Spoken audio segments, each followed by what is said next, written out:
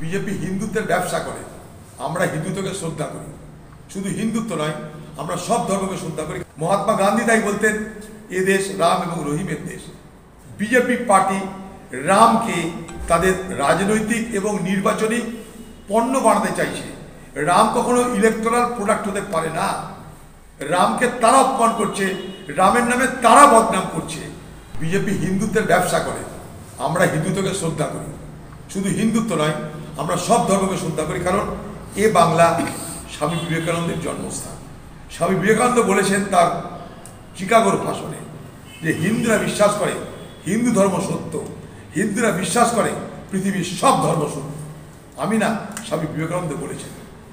তিনি বলেছেন হিন্দুরা বিশ্বাস করে সকলকে গ্রহণ করতে এবং হিন্দুরা বিশ্বাস করে সকলকে সঙ্গে নিয়ে চলতে।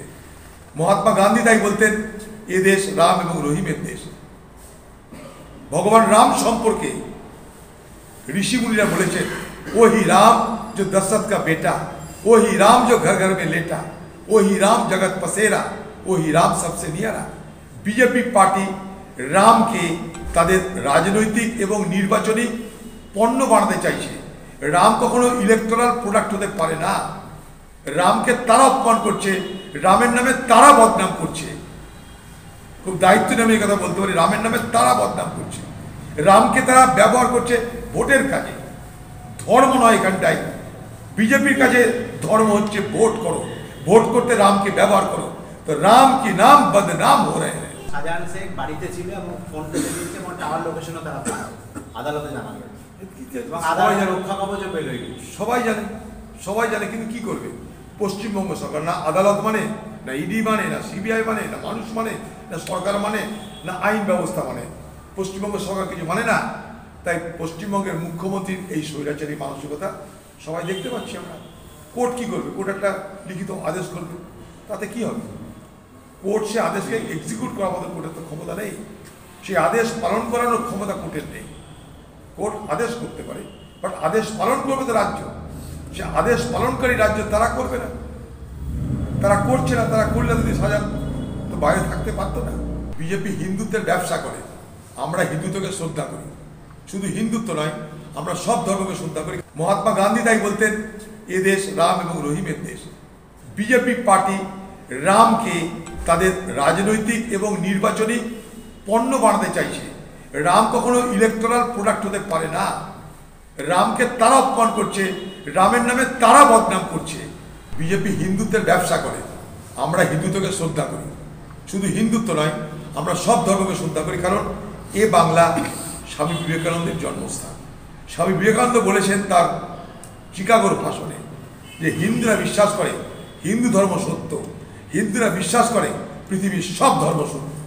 আমি না, স্বামী বিবেকানন্দ বলেছেন। তিনি বলেছেন হিন্দুরা বিশ্বাস করে সকলকে গ্রহণ করতে এবং হিন্দুরা বিশ্বাস করে সকলকে সঙ্গে নিয়ে চলতে। মহাত্মা গান্ধী তাই বলতেন, এ দেশ রাম এবং রহিমের দেশ। ভগবান রাম সম্পর্কে ঋষিমুনিরা বলেছেন, ওহি রাম जो दशरथ का बेटा, वही राम जो घर घर में लेटा, वही राम जगत पसेरा, वही राम सबसे नियारा। বিজেপি পার্টি রামকে তাদের রাজনৈতিক এবং নির্বাচনী পণ্য বানাতে চাইছে। রাম কখনো ইলেকটোরাল প্রোডাক্ট হতে পারে না। রামকে তারা অপমান করছে, রামের নামে তারা বদনাম করছে। খুব দায়িত্ব নিয়ে কথা বলতে পারি, রামের নামে তারা বদনাম করছে। রামকে তারা ব্যবহার করছে ভোটের কাজে। ধর্ম নয় এখানটাই। বিজেপির কাছে ধর্ম হচ্ছে ভোট করো, ভোট করতে রামকে ব্যবহার করো। তো রাম কি নাম বদনাম হো রহে হ্যাঁ। শাহজাহান শেখ বাড়িতে ছিল এবং ফোন করে দিয়েছে এবং টাওয়ার লোকেশনও তারা আদালতে জানাবে এবং আদালতের রক্ষা কবচও পেল। সবাই জানে, সবাই জানে, কিন্তু কি করবে পশ্চিমবঙ্গ সরকার? না আদালত মানে, না ইডি মানে, না সিবিআই মানে, না মানুষ মানে, না সরকার মানে, না আইন ব্যবস্থা মানে। পশ্চিমবঙ্গ সরকার কিছু মানে না। তাই পশ্চিমবঙ্গের মুখ্যমন্ত্রীর এই স্বৈরাচারী মানসিকতা সবাই দেখতে পাচ্ছি আমরা। কোর্ট কি করবে? কোর্ট একটা লিখিত আদেশ করবে, তাতে কি হবে? কোর্ট সে আদেশকে এক্সিকিউট করার মতো কোর্টের তো ক্ষমতা নেই। সেই আদেশ পালন করানোর ক্ষমতা কোর্টের নেই। কোর্ট আদেশ করতে পারে, বাট আদেশ পালন করবে তো রাজ্য। সে আদেশ পালনকারী রাজ্য তারা করবে না, তারা করছে না। তারা করলে যদি সাজা তো বাইরে থাকতে পারতো না। বিজেপি হিন্দুত্বের ব্যবসা করে, আমরা হিন্দুত্বকে শ্রদ্ধা করি। শুধু হিন্দুত্ব নয়, আমরা সব ধর্মকে শ্রদ্ধা করি। মহাত্মা গান্ধী তাই বলতেন, এ দেশ রাম এবং রহিমের দেশ। বিজেপি পার্টি রামকে তাদের রাজনৈতিক এবং নির্বাচনী পণ্য বানাতে চাইছে। রাম কখনো ইলেকটোরাল প্রোডাক্ট হতে পারে না। রামকে তারা অপমান করছে, রামের নামে তারা বদনাম করছে।